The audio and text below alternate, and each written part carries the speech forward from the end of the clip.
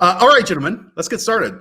This is the counterpart to the episode that we did on Tuesday. Go back and listen to that, where we went through one burning question for every AFC team. Well, guess what? We have to do one burning question for every NFC team. And the time is right because every player, every team is reporting to headquarters right now, even if they don't touch the field for about 10 or 14 days.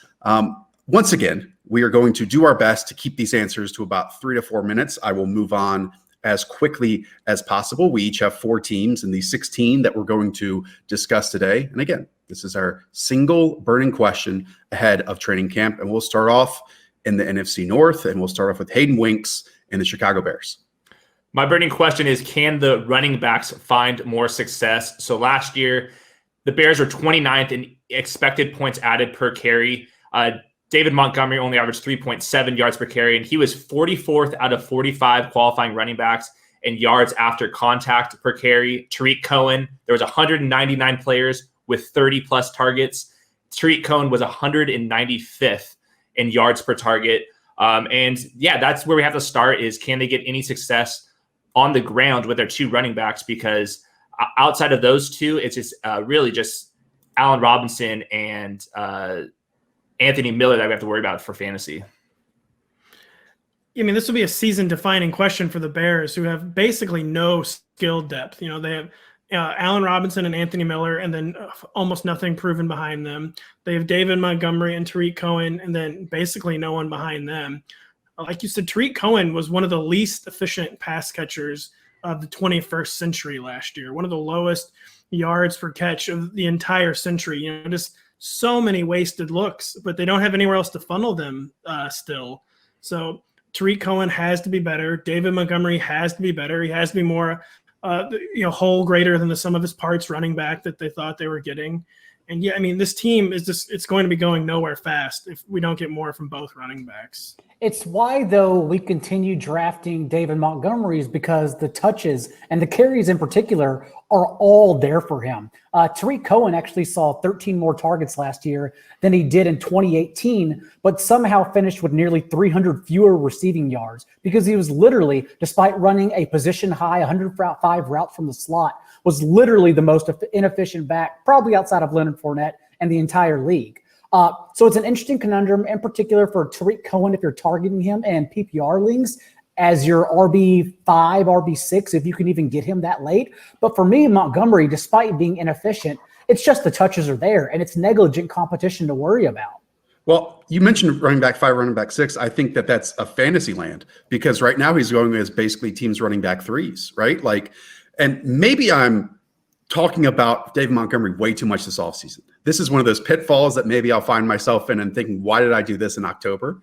But I am. I mean, he's going right now around the likes of Le'Veon Bell, Chris Carson, David Johnson, Dave Montgomery, and Devin Singletary. I can talk myself into that, because I can talk myself into that his rookie season potentially is the worst season of David Montgomery's career. Hayden, what's fascinating, we always talk about this with prospects coming out of college. He was a tackle breaker in the college level. He was a yards after contact player. He was awful, among the worst in the league in that last year. And we've seen Kyle Long come out, who isn't retired but is away from the Chicago Bears, saying that coaching staff is not good. That offensive line played really poorly last year. Has this team done enough to fix that? Probably not, because their biggest offseason signing along that offensive line was a Seattle Seahawks outcast in Jermaine Ifedi. So it is very nerve-wracking for this team that trade up for David Montgomery, that is keeping him as a foundation back. But Hayden, the volume is absolutely going to be there.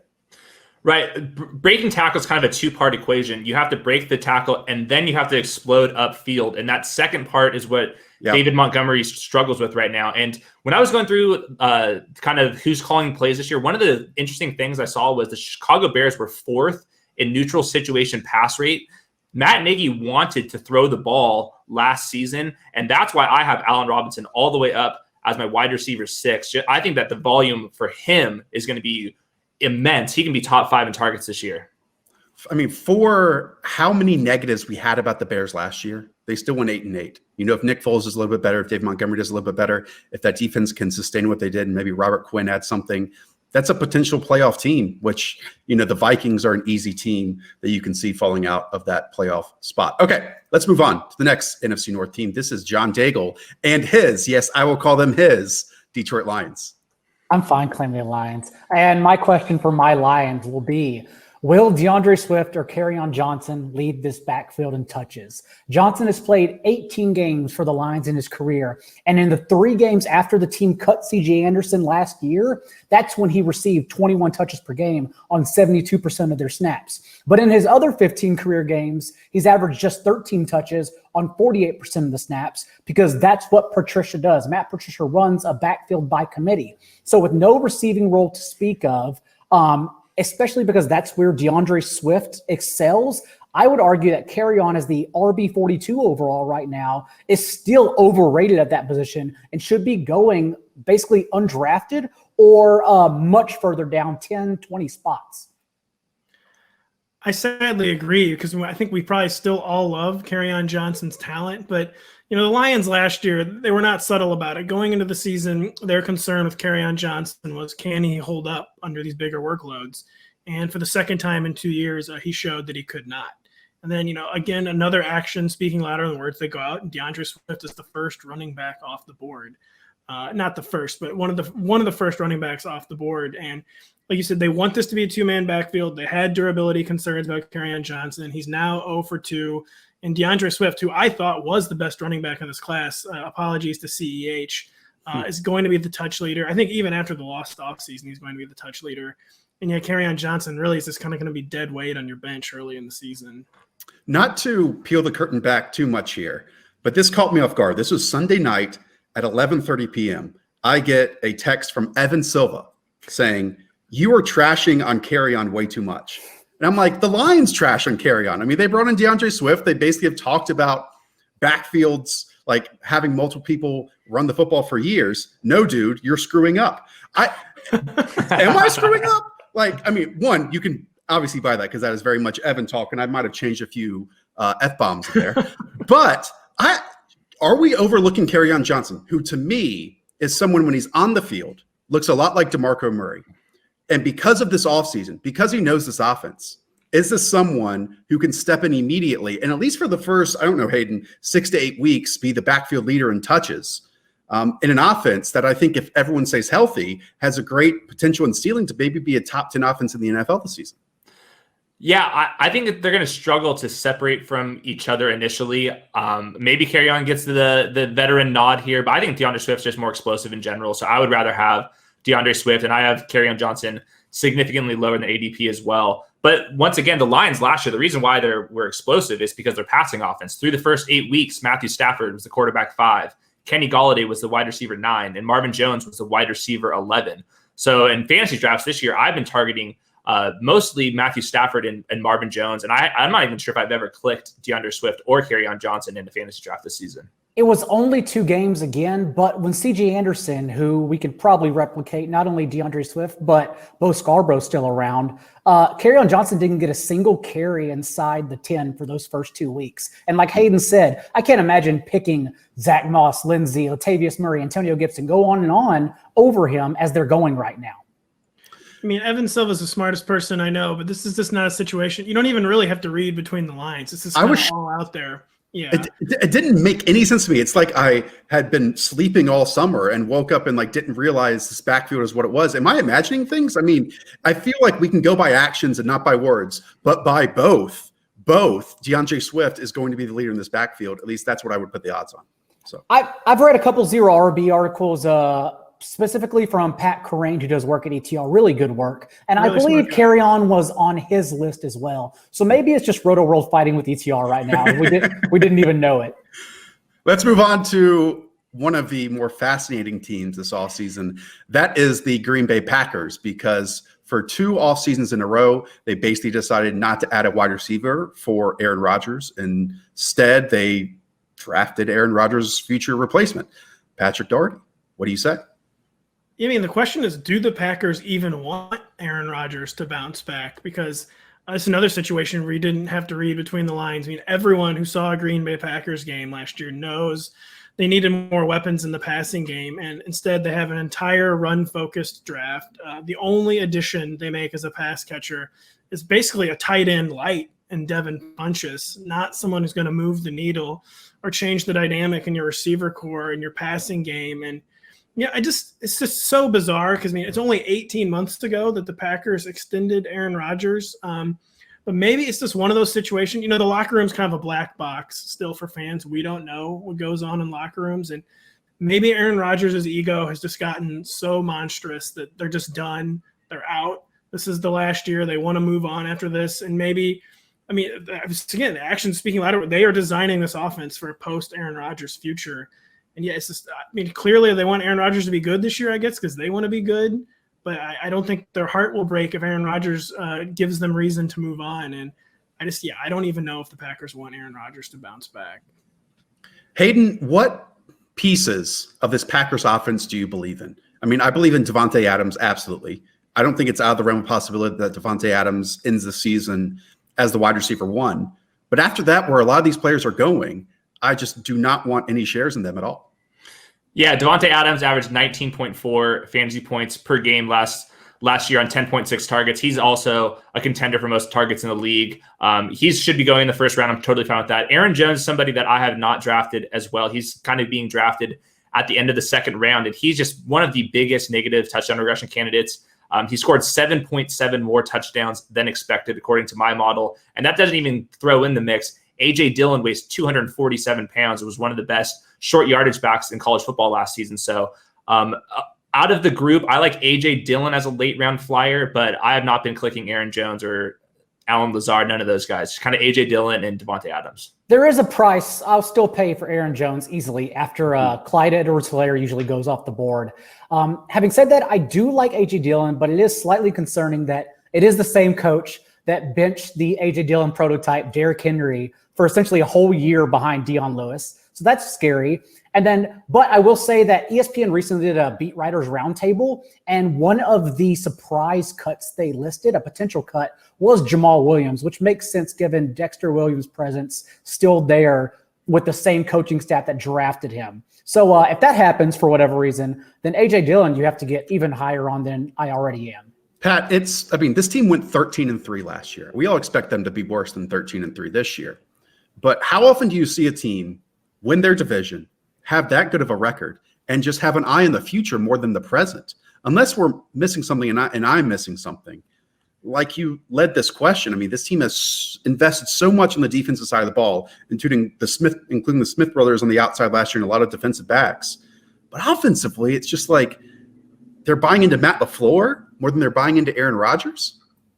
Say it's strange. It's the only explanation is that there's just kind of something we don't. Maybe it's like a Jim Harbaugh situation in San Francisco is kind of what I've compared it to. Where like, why would a team want to move on from this person? And maybe it's just because everyone in the building has had enough. There needs to be a change of scenery. And maybe the Packers just saw the same thing we saw. Like, how was this team 13-3? They are clearly thinking the same thing. And my final point on this, I will say I'm still very comfortable drafting Aaron Jones. I think I've had this debate with Hayden a few times already, where I think the touchdown regression is already baked into his ADP. He's going as like the RB 9 or 10.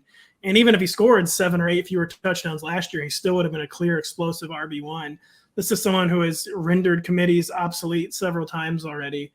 So I'm still comfortable. I'm maybe the only person still comfortable betting on Aaron Jones this season.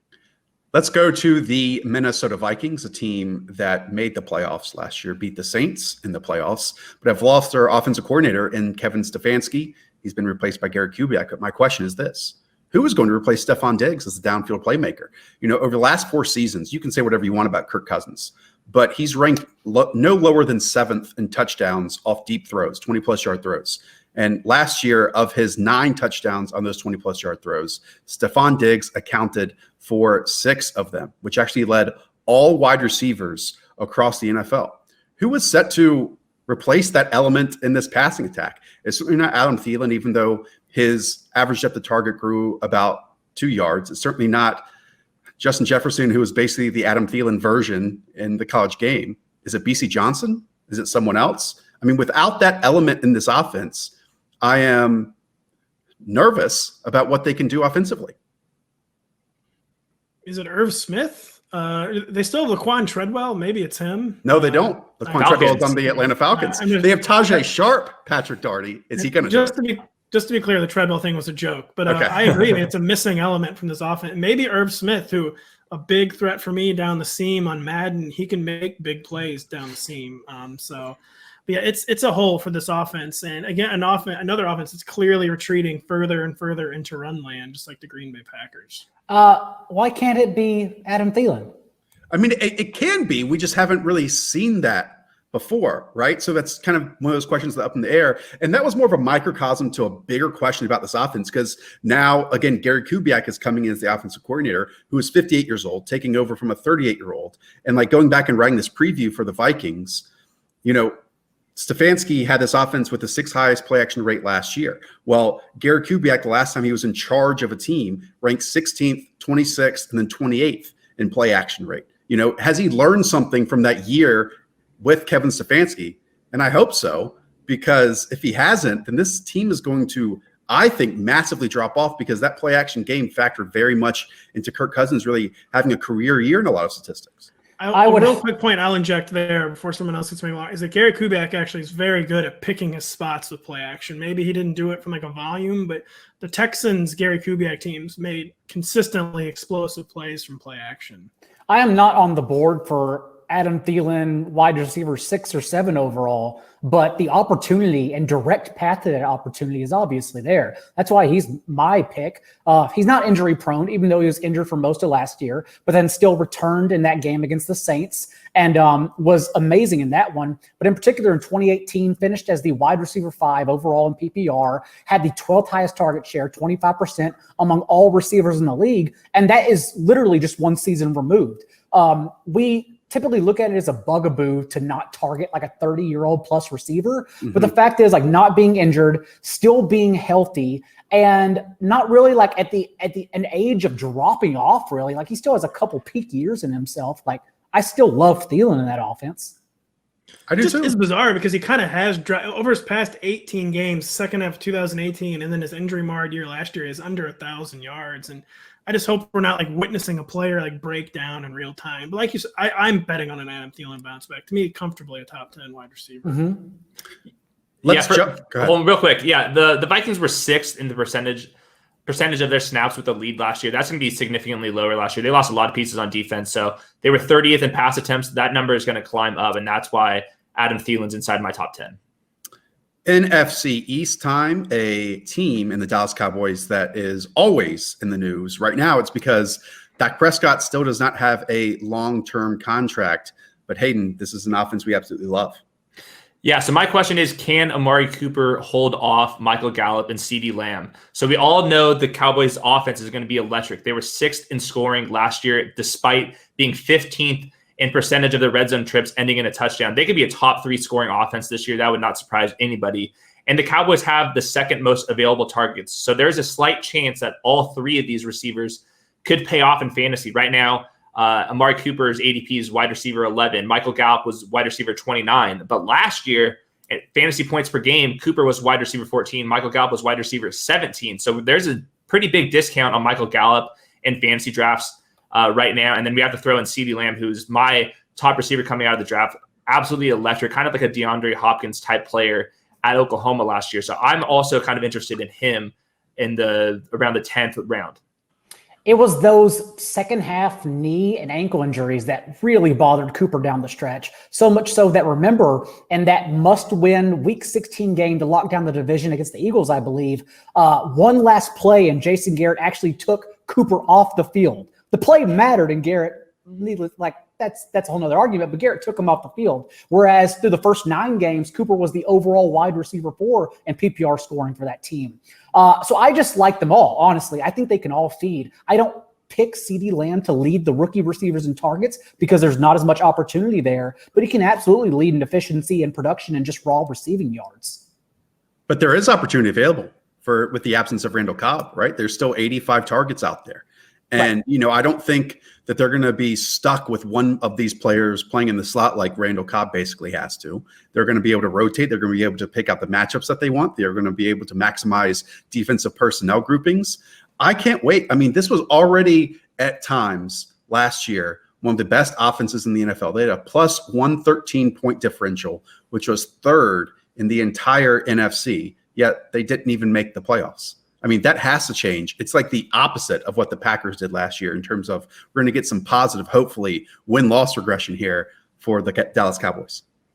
Yeah, another good thing with the Cowboys too is they have a new coach, but they actually have offensive continuity where they surprisingly kept the play caller and Kellen Moore. And the Cowboys weren't like the best designed offense in the world last season, but there was definitely a lot of positives to take away. And so yeah, new coach, but thankfully aren't remaking the entire offense, and hopefully a healthier Amari, Michael Gallup, and CeeDee Lamb can just hit the ground running. And Hayden, from a team building standpoint, I'm not going to say that they're mirroring the Kansas City Chiefs, but they're closer to that instead of like someone like the Bears or the Steelers, really focusing in the defensive side of the ball, because they're basically bringing in veterans who have kind of become journeymen in some situations, almost forgetting in some cases about their defensive backs. And they're just are going to try to score more points than you, which I love. That's the type of football I love to watch right now. Yeah, the Cowboys that's why I think they're going to be a top 3, top 4 scoring offense this year. They have 0 secondary, and they're going with like a stars and scrubs approach on defense, which we'll see how that plays out. But regardless, a top tier offensive line, one of the best, maybe the best 3 wide receiver set. Dak Prescott's a top 10 quarterback easily. So, I mean, what am I missing here? Draft all of them. Prescott quickly also at least 6 rushing touchdowns in his first 3 years in the league and fell back to 3 last year. So there's still some left on the plate for this year. Still in the NFC East, let's move on over to the New York Giants. And speaking of Jason Garrett, he moves from Dallas up to New Jersey, I guess, and becomes the offensive coordinator for Daniel Jones, who, no matter what your opinion, Daigle, I would say that there were some positives we should all take away from Daniel Jones's rookie season. Oh, I thought you were going to say Jason Garrett. I was like, no, there's no positives in a decade. My question, though, is what receivers should we be targeting? What receiver should we be targeting this offense? You'll hear that Golden Tate is the pick because he led the team in targets and catches from Daniel Jones, but that's bad context because he played 2 more games with Jones and Shepard and 3 more than Evan Ingram. In the 3 full games that hit all of them, including Slayton, played together, it was Shepard who led with a 23% target share. And the 5 games Shepard missed, it was actually Slayton who led in touchdowns and Golden Tate that led in target share. And then Slayton wasn't even rosterable himself until Evan Ingram missed those 6 games. And that's what allowed him to get on the field more in place of Ingram. So it's just an odd conundrum that I still think Shepard is the one being undervalued and Slayton is the one you pick given his age, given that he slipped to the 5th round, but he wasn't really supposed to. He was still a top 150 prospect for Dane Brugler. And then Golden Tate is the one I am personally out on. People are fading Darius Slayton kind of because his production was kind of like forced by injury to his teammates and he got thrown into the fire. But to me, if you're a 5th round rookie and you have 740 receiving yards, and he was the 3rd most receiving yards for a receiver drafted in the 5th round or later since the AFL-NFL merger in 1970. And with Darius Slayton, when I see a rookie come into the league and immediately show their strengths on the field, Darius Slayton, burner 4.39 speed, when that immediately translates to the NFL level, like you have to take notice. And it doesn't matter if the circumstances are good. I mean, how many rookies do not take advantage of great situations? Darius Slayton took advantage of a great situation last year, and I honestly think he's being faded too far in fantasy drafts. I'm completely on the opposite, actually. I watched Darius Slayton. I think Darius Slayton's a good real-life football player. I think he's a good deep threat, but I built a receiving touchdown model. He was way overperforming last year, and then I watched some of the film, and like 3 or 4 out of his touchdowns, like a running back slipped in the rain. There was like a completely busted coverage. All of these things, I'm just lower on Darius Slayton a little bit, and I'm with Daigle. I think Sterling Shepard is probably the guy that I'm drafting because I don't really want Golden Tate really at all. And just like the Giants offense in general this year, I think is going to be way less aggressive. Last year, Pat Shurmur called the 8th fastest pace. They were 9th in neutral situation pass rate. They were 9th in pass attempts. I would take the under on all 3 of those. So I basically haven't drafted any of these guys really. I think the one I am going after is Sterling Shepard, and it helps when he's going after Darius Slayton. This is also one of those wide receiver groups that, if you wanted to, in fantasy land, to attack and add multiple of them, it's very easy to because they're all going super late. I mean, Sterling Shepard is going after 2 rookies in Henry Ruggs and Jalen Reagor. He's going after John Brown. He's going after Emmanuel Sanders. right now. And again, if you ask me to put odds on someone being the leading receiver of these three, it would be Sterling Shepard. But I don't know, man. I don't know what to think of this Giants team. I think because of the hires that they've had this offseason, we still don't know who Joe Judge is at all. Jason Garrett is back to calling plays. I mean, Pat, is this a situation where I think Daniel Jones showed tremendous playmaking ability, something that was shocking to me that I didn't think he had in him. And in fact, it was maybe too many blinders he had onto the downfield game. And are they going to try to rein him in and make him something that is not? Because IDGAF Daniel Jones to me is just a lot of fun. It actually was, yeah. And he was kind of surprisingly Josh Allening last year. So many turnovers, but was way more big plays than I was expecting. And yet, one thing with Sterling Shepard, pretty concerning injury history, missed major time 2 of the past 3 seasons. A great point on, not knowing what to expect here. Obviously, we don't know what to expect from Joe Judge. I mean, even Jason Garrett hasn't called plays in 7 or 8 years. I have no idea what kind of offense he's going to run. So just a very volatile situation.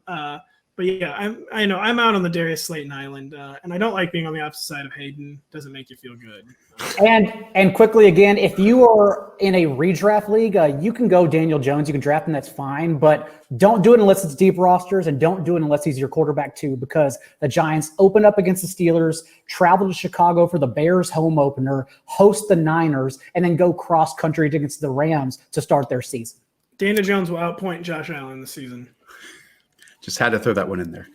All right, let's go now to the Philadelphia Eagles, a team last year kind of miraculously towards the end of the year won 4 straight games and made the playoffs at 9-7. And in fact, Pat won the NFC East with that record. Yeah, I mean, every year the Eagles kind of make the most out of a bad situation. And part of the bad situation last year was this complete lack of receiver depth, so many receiver injuries, and it's something they knew was a huge problem, aggressively addressed. And yeah, can Jalen Reagor be the guy from day one? Because they clearly want him to be someone with some very special traits. Basically, wow, acceleration. Just a guy who can explode off the line. But, very unrefined overall game, a sloppy game. A lot of kind of just mental errors with bad quarterback play, and just someone I'm not positive is. I mean, he's going to be thrown into the fire probably earlier than he should be. But I think they want him to be the new number 1. But yeah, my question is, can Jalen Reagor actually accomplish this from week 1 on? Because just a very raw prospect. I love Jalen Reagor. I mean, I'm drafting him basically in every single scenario that I can. He's moved up already from about wide receiver 50 to around wide receiver 45. So I think he might be one of those few rookies that we see even propel themselves further up in ADP. But one, this team has a ton of targets available, 128. That's 21%. And 2, TCU just did an absolutely horrific job in manufacturing easy touches for Jalen Reagor last year. I mean, 9 screens, 9 slot receptions on 113 slot snaps, 14 rushing attempts. I kind of trust Doug Peterson, who we have seen come from the Andy Reid tree and be this type of schemer offensively, who wants someone with real speed, who can get touches near the line of scrimmage, who can be creative with. He hasn't had one of those at all with Philadelphia. And I think at the easiest, at the smallest level, Jalen Reagor comes in and does that. And to me, he, other than Deshaun Jackson, obviously, is the most explosive element on this team. 2.9 yards per route run as a sophomore at TCU, and then 1.5 last year because he was playing with not only a true freshman under center, but an injured true freshman at that. He he doesn't even need to have effort to get 100 targets this year. That's why I think it's him or Jefferson that lead this class in that category. I was going to say, no offense to that TCU quarterback last year, but plenty of offense. Truly one of the worst I've ever seen. And Josh, you made a good point. And this is something the Eagles have been pursuing for several years. They've been desperate for perimeter speed, desperate for a true deep threat.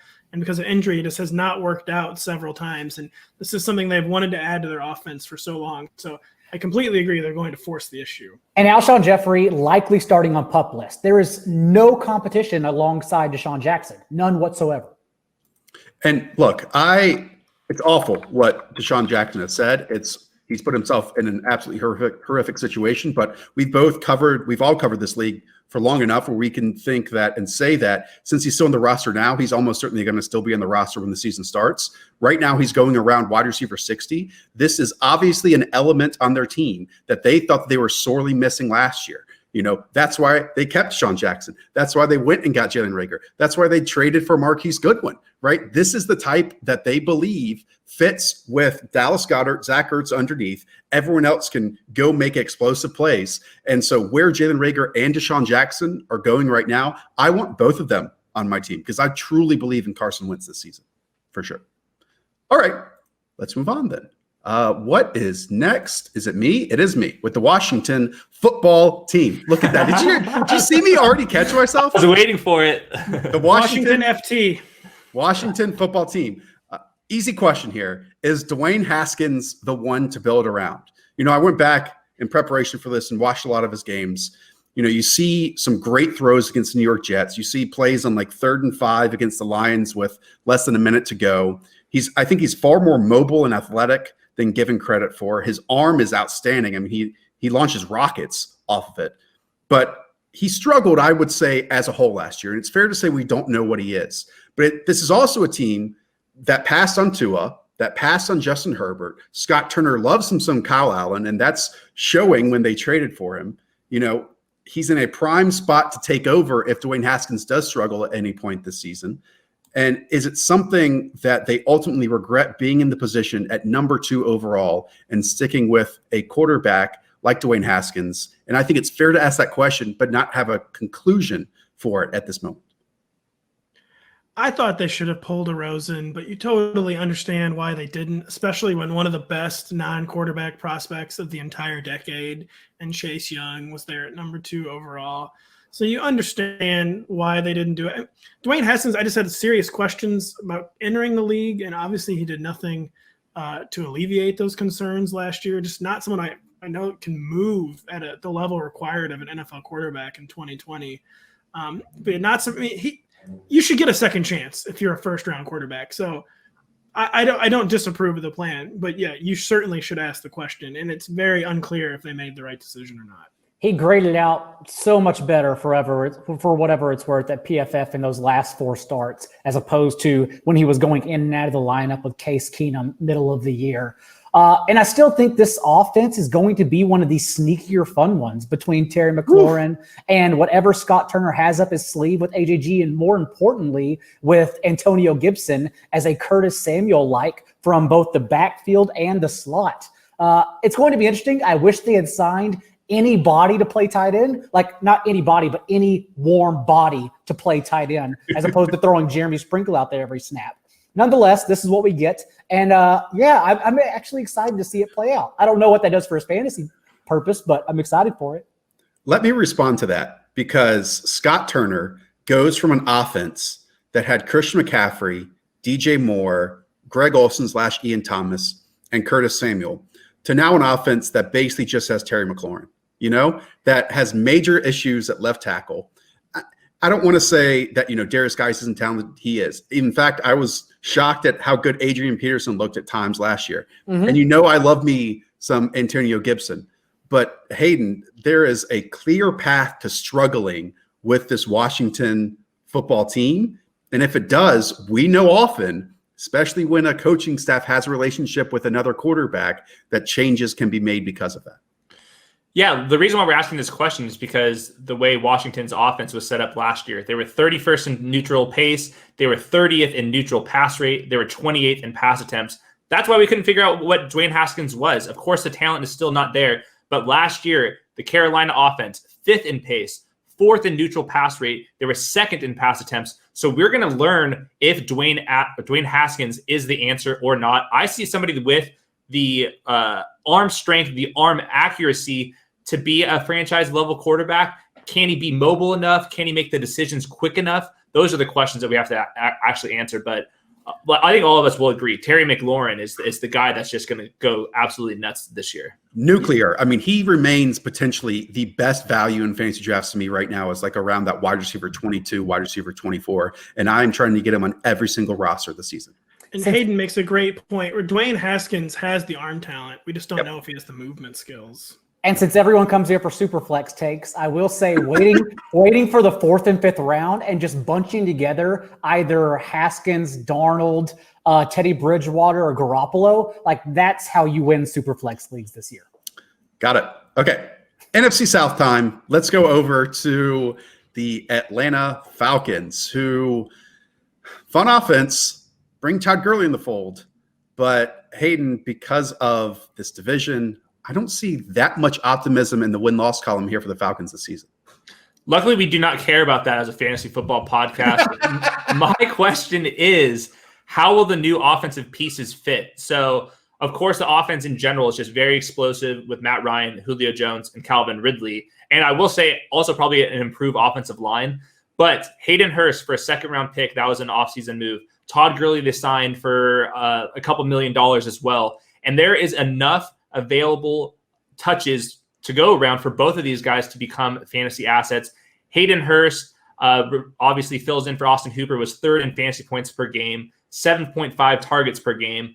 And the Falcons offense just in general has the most available targets at 258. And then Todd Gurley, of course, we know fills in as a starting running back spot. Both of them are being drafted kind of like a little higher than you'd want them to be. But I think that there's enough volume to go around to be fantasy assets in general. And one of his offseason pieces, Hayden projected this offense to run the 2nd most plays per game this year. Not only that, but this team last year passed the ball at the league's highest rate when trailing, and then at the 4th highest rate when having a lead. So no matter what, the fallout is Julio Jones, Calvin Ridley, Hayden Hurst, and Todd Gurley in that order. So why wouldn't you want to stack at least 3 of these pieces in every single draft? Yeah, it's a great point, Daigle, because there's a reason why we're doing these podcasts and asking 32 questions, and it's because there's so much confusion and unknown across the league. I would say that the Atlanta Falcons might be the most clear organization in the league right now in terms of fantasy assets. You just mentioned all of them: Julio, Ridley, Gurley, Matt Ryan, Hayden Hurst. That's it. You're done. You can go home. You can draft 2 or 3 and stack them, and they're going to bring up fantasy points for you. It's really that simple to me. I will say, if we're looking for, negative points here, the Falcons have done an extremely poor job of protecting Matt Ryan over the past few seasons and did not upgrade their offensive line. Only 3 teams have allowed more sacks over the past 3 years than the Falcons. And, Matty, who never missed his time, got that high ankle sprain last year, only missed 1 game, but then came back and kind of looked like an old man. Did not look good in the second half of the season after a really good first half of the season. So just something to keep an eye on is how Matt Ryan ages behind a line that is still not great.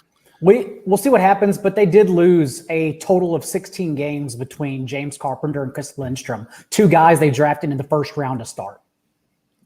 Yeah, Chris Lindstrom and Caleb McGarry came in together and then didn't seem like they were able to play together last year. So that is not fun when that happens. All right, moving on to the Carolina Panthers.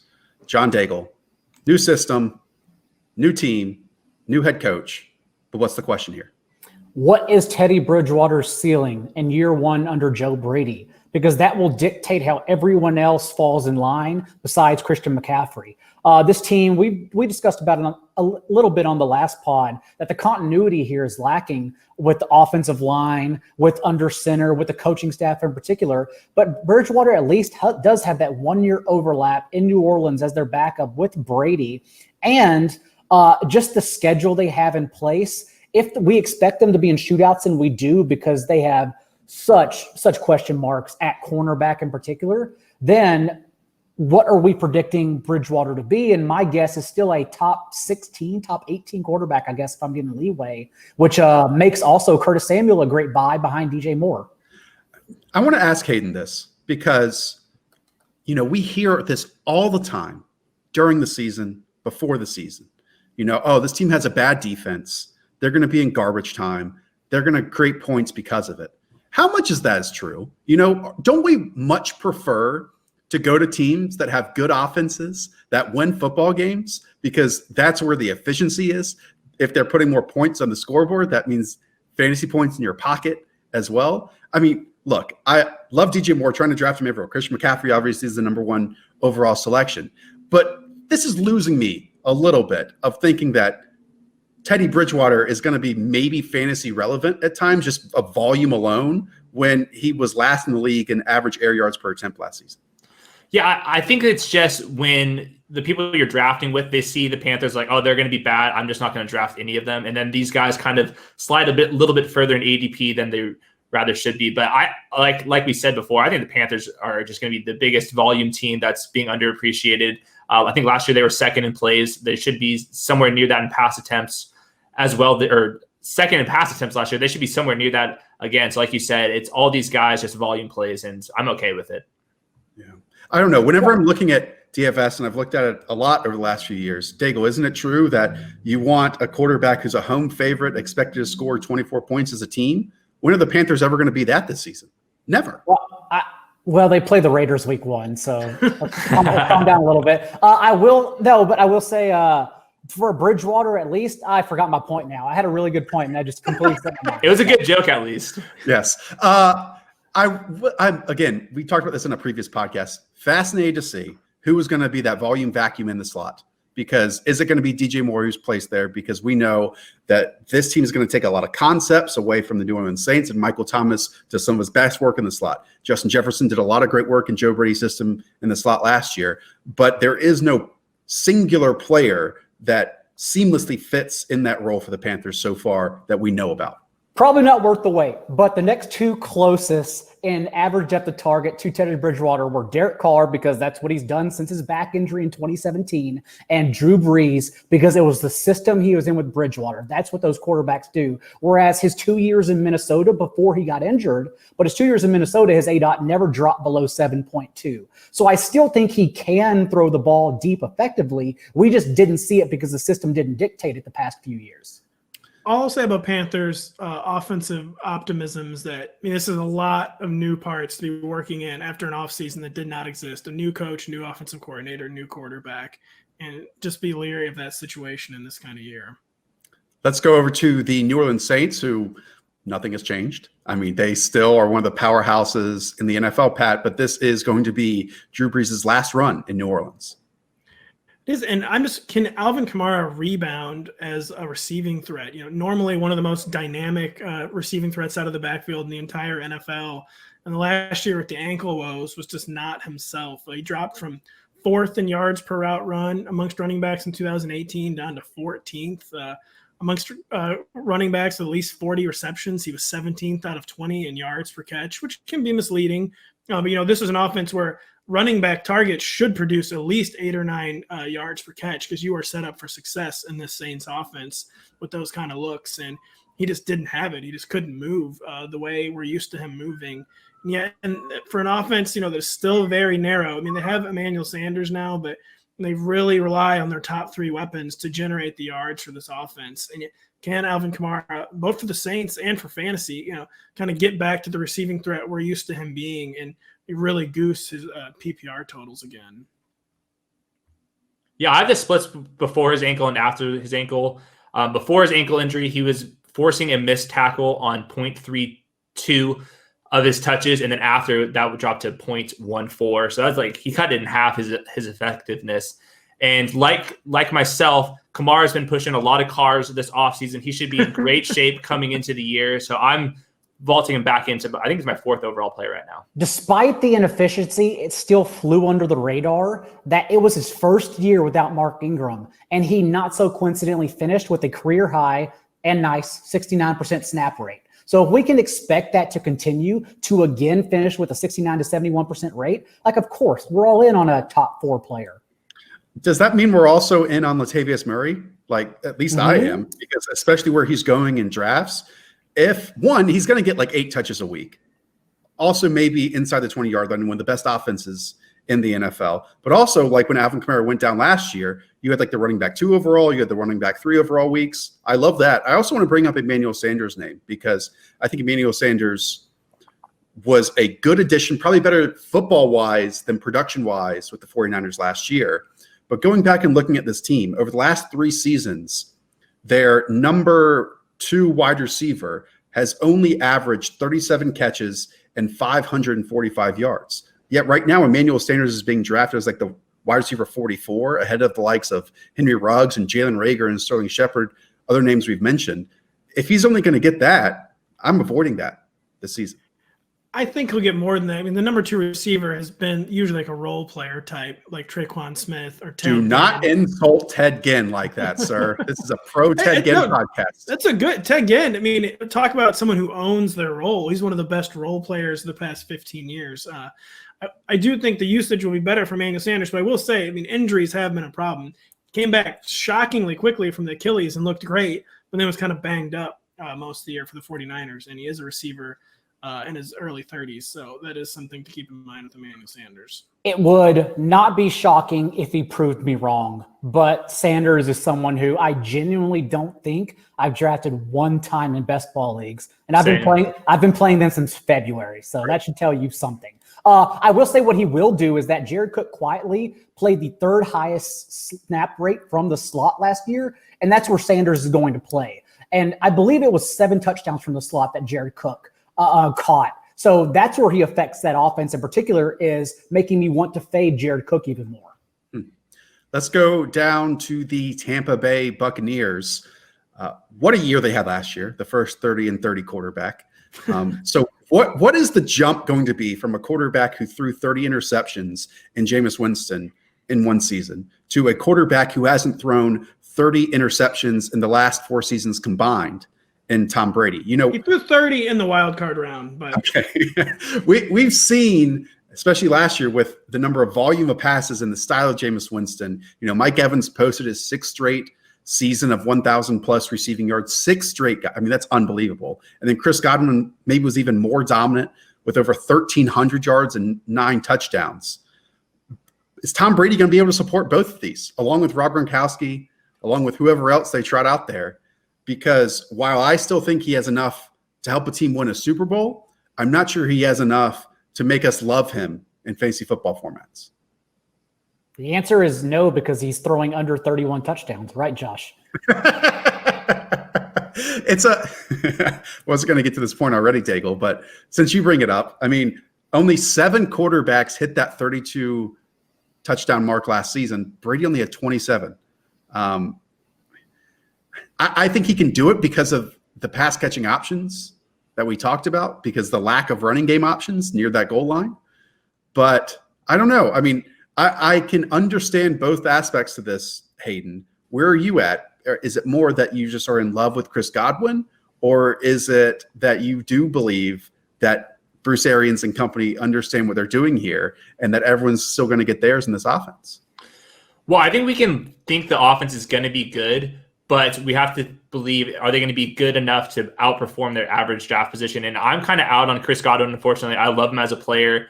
I think he's a better fit with Tom Brady, who hasn't been passing the ball downfield nearly as often. Keep in mind, the Bucs were first in passes going 20-plus yards downfield last year. The Patriots were 23rd with Tom Brady. So I'm kind of out on Chris Godwin. Mike Evans, kind of the same thing. I haven't been really drafting any of these guys, but I think that the offense will still be good. I just think everyone's really pricing them towards their ceiling. It's just tough. I mean, Warren Moon threw for 200 yards at 44, and that's the last instance we have of someone even trying. And obviously, a lot has improved since then. Nutrition, people are pushing cars to work out now, apparently. That's right. So we just don't know. And Brady threw for 4,000 yards at the age of 42. So for me, it's strictly been betting on talent and not so much Brady, just betting on the pieces around him. I believe I have Mike Evans ranked as my wide receiver 13 overall, and that's offensive, I understand, because he's such a great player. But Chris Godwin finishing as somewhere wide receiver 7 or 8, O.J. Howard's a tight end 3, and Gronk filling in between tight end 10 to 12, a low end tight end 1 as a touchdown in particular scorer. And so that's all it is. You're just betting on the talent. But for Brady in particular, man, I don't know, because it comes down to the question, right? Was it Patriots offense last year, or was it Brady just being done? I don't know if I agree with people leaving Mike Evans for dead. I certainly understand the thought process behind it. You know, Bruce Arians claims Tom Brady's a good fit for his offense. Pro Football Focus, still graded Tom Brady as actually one of the league's better deep ball passers last year. He didn't do it nearly as much as we're used to seeing, but it's been several years since he had a legitimate deep option at all. Mike Evans, it's not too. Mike Evans can compile too. It's not like Mike Evans is like a streak route specialist down the sideline. So I agree. It's a very, very difficult situation to prognosticate, but I'm not leaving. Hayden is probably right. I think they're going to have good seasons, but they're being drafted at their ceiling, and that's tough. But if that's the case, if you don't want to draft Chris Godwin in round 2, if you don't want to draft Mike Evans in round 3, if you don't want to draft Gronk wherever he's going because of the unknown, just draft Tom Brady as like the quarterback 11, and you get all 3. It's not the worst idea. Tom Brady's being drafted, I think, kind of where he should be. I think the receivers and the tight ends are being drafted a little bit higher than I'd want them to be. Who is the most controversial name you are taking Tom Brady over, Josh? Josh Allen. Probably Josh Allen. I mean, y'all are crazy for this. Josh Allen is going as the quarterback 7 right now. Hell yeah, he is. Tom's going as the quarterback 9. I mean, I'm taking Carson Wentz ahead of both. We'll leave the running back question for another day, gentlemen, by the way. Okay. All right, let's go over to the NFC West, starting off with everyone's favorite team, it seems like the Arizona Cardinals, Hayden Winks. Yeah, this is kind of a silly question, but I'm asking which offense they will run. So last year, I think this was a Rotopat note in the team previews, was 31% of their plays were in 4 wide receiver sets. I think that number is going to climb a little bit this year. They have a pretty good 4 receiver set right now with DeAndre Hopkins, Christian Kirk, Larry Fitzgerald, and Andy Isabella possibly having a little bit better of a season. Prayers up. Yes, please. Last year, the Cardinals were 2nd in pace, 4th in neutral pass rates, but they were truly a rushing offense. They were 2nd in the league in rushing EPA. That's great news for Kenyon Drake. They run a lot from shotgun. That's great. They run to the outside. That's also really great. So I'm kind of curious how DeAndre Hopkins is going to fit in here, what that means for Christian Kirk. Is he going to play on the inside or the outside? And then just, are they going to be running the ball perhaps a little bit more just because they were so effective last year? Hayden, it's not a silly question. I mean, it is the question. And the Cardinals couldn't decide what kind of offense they wanted to be last year. Were they going to be run heavy? Were they going to be pass heavy? When they were pass heavy, were they going to be horizontal or were they going to be vertical? We know that they want to be vertical. That's why they went out and aggressively got DeAndre Hopkins to more effectively run these 4 receiver sets. But yeah, we don't know. So it is a great question. I also think it's a huge positive from the Cardinals because like Chip Kelly, had no plan B. Cliff Kingsbury already seems to have a plan B, C, and D. So he's not going to get caught trying to do the same thing over and over again and having no backup plan. So I liked the experimentation last year. And hey, I think you're right. The 31% 4 receiver sets, that's going to climb significantly this year because they just didn't have the personnel last year. And hopefully I'm not repeating what you said, Hayden, but the expectations, we didn't know what they were. We had a lot of them heading into last year. This team was the 2nd lowest in the NFL in 3 wide receiver sets with 36%. And they also easily led the NFL last year in 4 wide receiver sets. I mean, the dichotomy of that is extreme. I mean, it's massive in just the 2 different types that they run. Go ahead. We saw it in Kirk's usage last year. Through week 8, the first half of the season, he was in the slot on 80% of his routes. Whereas the next 8 games, he was on the outside for, I believe, 86% of his routes. They just changed his position. The difference is this year, he can't play on the outside, most likely, because that's where Hopkins and perhaps Fitzgerald, who knows how they're going to use them, perhaps interchangeable, I guess. But either way, I just think it's an offense, even if they're run first, which is what I expect them to be, it's an offense you have to come away with pieces of. Yeah. Even if it's like Chase Edmonds, right? Hayden, like you had to come away with this. Yeah, Chase Edmonds might be my highest owned player in fantasy drafts this year. Let's put a line in the sand. Where does everyone have Hopkins ranked? Because I've seen everything from wide receiver 6 to just outside wide receiver 1 territory. I know Pat's a big fan this year. I believe I have in wide receiver 3. I just don't think the volume is going to fall off the way people think. I mean, I think at most it would fall off 10 to 15 targets. And no one was more starved for quality looks than the Arizona Cardinals. And look at how DeAndre Hopkins addressed their biggest need. And this wants to be a high volume, high pass attempt offense. And I think DeAndre Hopkins can pretty easily get to 150 again. Not only do you have him that high, you have him as wide receiver 2, Pat. The rest of us, wide receiver 5, and then Nick has him as wide receiver 6. One last note, this is one of my favorite stats of this offseason. The Cardinals were second in pace last year, but I believe they were 22nd in offensive plays. That's because they weren't running an efficient enough offense. If we do think that the offense is going to be more efficient, the play volume is going to go way, way, way up. And Hopkins is still only 27. Man. Let's move on over to the Los Angeles Rams, where their head coach is about 27 years old as well. That is Sean McVay. And Sean McVay has done a lot of changing this offseason. As an offensive coordinator, moved on from Wade Phillips as defensive coordinator. But John Daigle, what's the big question for them? How will this backfield shake out? Because Cam Akers is being drafted as the RB24 between David Montgomery and Kareem Hunt right now. And Darrell Henderson is going as the RB44 to start the 12th round. But both can be considered either overvalued or undervalued, depending on your own personal outlook. Sean McVay recently came out and mentioned wanting to use a 4-man backfield. The difference is from that and normal coach speak is that he's proved to us in the past he will absolutely change the game plan mid-season if need be. 2 years ago, Todd Gurley went from being a bell cow to splitting the load with C.J. Anderson through the playoffs. Last year, Gurley went from getting 65% of the snaps to being the only running back getting touches, essentially, once he came back from injury, oddly enough. And then we also saw at the end of the year, the last 5 games, Cooper Kupp gets scaled back because they used more 12 personnel and used Josh Reynolds and Brandon Cooks interchangeably on the outside with Kupp. So to me, the way I'm looking at it is that right now, yes, there was previously a reason to value Akers as an RB2 overall. But given what McVay said, I think he's now overvalued. Whereas Darrell Henderson, he won't be the starter, I understand. But I do think there are, much like Tevin Coleman in the Niners, spot start instances, particularly for best ball leagues, where he's going to blow up. I don't think it matters, to be honest, unless this offensive line plays better. Because if the offensive line doesn't play better, this offense is going nowhere, Because one, run blocking to create running back production. 2, the quarterback is the worst in the NFL in terms of a drop-off from clean pockets to disrupted pockets. I didn't know if you were going to add anything after the worst in the NFL. I hesitated, so we can just, do a hard edit right there and just end the clip if we want to. But he is, and he just is unusable as an NFL starter almost. If this team allows the same type of pressure, the same percentage of pressure as they did last season. And I mean, you could not go from what we thought about this offense heading into the 2019 season versus what we think about it now, because that is drastically different. And Sean knows that.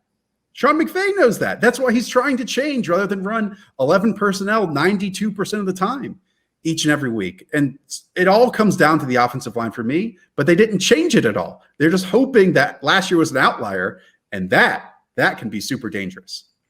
Yeah, Josh, this is a good point. And Sean McVay absolutely was addressing this as best as he could last year, not with the personnel, but what he was doing with the offense. Todd Gurley led all running backs in pass blocking reps last season. And if you look at what Cam Akers did, surprisingly very well in college, was pass blocking. That's something that Darrell Henderson was awful at in college, and they didn't give him any chances to pass block last year. I think only 6 snaps in pass protection last year for Darrell Henderson. And Cam Akers had the 3rd most pass blocking reps in all of college football last year. That's why I think Cam Akers is at least going to be on the field, but is he going to catch enough passes if he's just going to be sitting there and pass blocking? Daigle, what will it take for Darrell Henderson to not come up in your draft order and on your fantasy teams this year? How do you put it? He is a good 0 running back target, to be fair. Come on. So the big thing, though, that no one's talking about is that's why I personally am higher on Gurley. We've talked about him in the past because Gurley escaped an offense that targeted the running back at a league low rate and went to the Falcons, a pass-happy offense. Like this year, Cam Akers and Henderson, perhaps, they could have no ceiling if it's the same attack and just not targeting running backs whatsoever. Gurley did finish 45th out of 45th in running backs yards per route run. So that is a potential concern, but he's going to be running routes, and that's the first step to catching passes. Continuing the Rams-Falcons theme, I look forward to the Rams signing Devontae Freeman and making this even worse. Well, let's close on that note and move on over to the San Francisco 49ers, the Super Bowl loser last year, Pat. A team who was a lot of fun, very exciting, potentially the best play caller in the NFL. But Pat, what's the one burning question this year? I mean, is Jimmy Garoppolo good? Is really what I would like to know. And we saw an offense that had a ton of success, mostly scheming around its quarterback last year. But a quarterback that really, when they really needed Jimmy Garoppolo to make a play, like he did it sometimes, but he was someone they couldn't really lean on in crunch time. And, again, the rushing attack was so good, but when you have, in the playoffs and your quarterback is attempting like 10 to 11 passes, I mean, that speaks volumes. And it also speaks volumes the way they're designing their offense. They want everyone to be a yards after catch, yards after first contact monster. And I would like to know if Jimmy Garoppolo is good, basically, and worry that maybe we've already seen as good as Jimmy Garoppolo is going to get. And because as we've seen with someone in this division, Jared Goff, you can only scheme around a quarterback for so long before some of the underlying issues start to rise to the top. And I just worry that maybe the 49ers have already maxed out what they can do with Jimmy Garoppolo. I think that is totally fair. I will counter that, though, by saying that George Kittle is spectacular. This offensive line, despite all the injuries they dealt with last year, was fantastic. Deebo Samuel, when he comes back, is good. And they have potentially, again, the best play caller in the NFL. So for a 16-game NFL season, does Jimmy Garoppolo have to be good in order for this team to be good? Probably not. But Pat, it's a important question, because is he good enough to get to a Super Bowl? Yes. Is he good enough to win the Super Bowl if everything breaks right? Yes. But is he the type that is going to lift you up and be able to score 21 points in a single quarter when you were behind in the scoreboard like his counterpart Patrick Mahomes did? I'm not saying he has to be that, but there's a few quarterbacks that can do that across the league. And I don't think that he is that at this moment. And again, that's fine for the regular season. But in those single game elimination playoff games, when you can, to me, throw out all these other factors that you can factor in during a full regular season, it might come down to him on a few of those plays like it did in the Super Bowl. And right now, I'm going to lean towards no, he can't make this. I don't know if he's good, but he's at least bizarro Daniel Jones for fantasy, because whereas the Giants open up with a menacing schedule that we discussed, the Niners open up with the Cardinals, Jets, Giants, Dolphins, and Rams in 5 of their first 6 games. So that's a player that I actually want to draft. And then when your league mates drop Daniel Jones because they don't realize he faced one of the league's toughest schedules through the first month of the season, then you pick up Daniel Jones and can ride those legs to success down the stretch. A better way for me to frame it just might have been, can Jimmy Garoppolo create instant offense, which is kind of what you were asking, Josh. I don't know. Yeah, the 49ers offense last year, they were 4th in yards, 2nd in scoring, and 19th in plays. We're going to kind of see these numbers kind of meet somewhere in the middle, where I don't think they're going to be scoring as many points, but they should be running some more plays just by default. Let's close this one out with the Seattle Seahawks. Very simple question. Are they good enough to win a Super Bowl? Because we know that Russell Wilson basically won't allow this team to be average or bad. He's such a gamer that he keeps them in so many contests, and it helps to have Tyler Lockett and DK Metcalf alongside. But he basically went on like a media tour and was just jealous of what Andy Reid creates for his offense, what Kyle Shanahan creates of his offense, and basically pleaded openly at times for Shoddy to open up this offense for him. And we all want it from the outside too. But one, what if he doesn't? What if Brian Schottenheimer does the exact same thing? And 2, defensively, this team potentially is even worse, right? No Jadeveon Clowney as of right now. They're going to run more base defense than anyone in the league because they just drafted another linebacker in the first round, whereas everyone else is running, nickel, 3 cornerback looks on 60-something% of their defensive snaps. Seahawks are like, oh, no, we're just going to keep 3 linebackers in the fold. Will they get out of Russell Wilson's way so this team can reach their ceiling? And it's frustrating, Pat, that we have to ask that question. It seems like for the 4th year in a row right now. It is extremely frustrating. And I think the answer is no, they're not going to change. The smoke signals from Shoddy and Pete Carroll have just basically said they aren't going to fix what they don't think is broken. And even though we all think that, even Russell Wilson, to get a rise out of Russell Wilson, you have to really try hard, about as even keeled of a person as exists. And even when he was begging for more explosive offense setup, he was still a very even keeled Russell. But I don't see any reason to expect it to change, which is extremely unfortunate because John used the word bizarre earlier. Russell Wilson's like the bizarro Phillip Rivers. Like somehow he takes horrible situations and somehow it turns them into victories. Like the Seahawks are always one of the teams whose record is like better than their point differential suggests this should be. And a lot of that is just Russell Wilson being Superman. And they wouldn't have to do that if they just opened up the offense in the first half instead of waiting till there's 7 minutes left in the fourth quarter.